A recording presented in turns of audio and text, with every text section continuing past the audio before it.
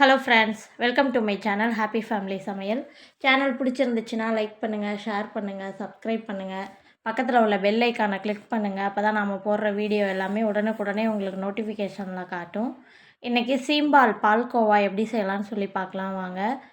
1/2 litre அளவுக்கு பால் எடுத்துக்கோங்க. பாலை பாத்திரத்தில் சேர்த்துட்டு லோ ஃப்ளேம்லேயே வச்சு கைவிடாமல் கிண்டுங்க.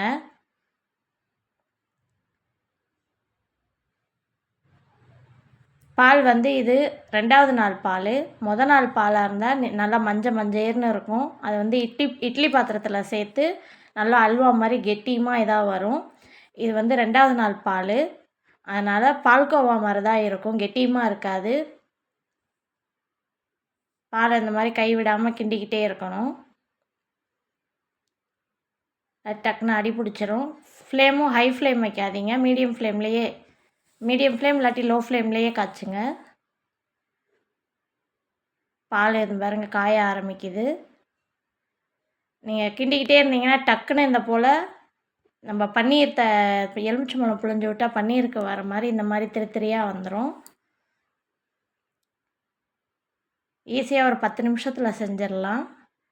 இந்த மாதிரி திரியாக வந்ததுக்கப்புறம் நமக்கு ஏலக்காய் தூள் ஒரு 2 ஸ்பூன் அளவுக்கு சேர்த்துக்கோங்க.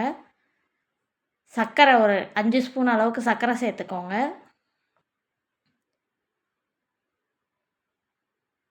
ஏலக்காய் தூள் ஒரு 2 ஸ்பூன் அளவுக்கு சேர்த்துக்கோங்க. இதிலே ஏலக்காய் சேர்த்திங்கன்னா தான் நல்லா வாசனையாக இருக்கும். சேர்த்துட்டு ஒரு 2 நிமிஷம் மட்டும் கலந்து கொடுங்க.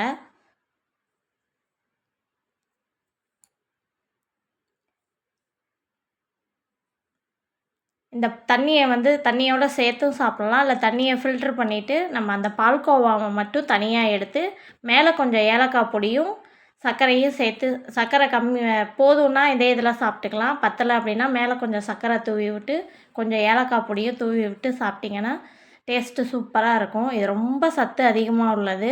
குழந்தைங்களுக்கு சீம்பால் கிடச்சிச்சின்னா கண்டிப்பாக செஞ்சு கொடுங்க. தேங்க்ஸ் ஃபார் வாட்சிங். அடுத்த தடவை கடம்பு எப்படி செய்கிறது, இட்லி பானையில் எப்படி செய்கிறதுன்னு சொல்லி பார்க்கலாம்.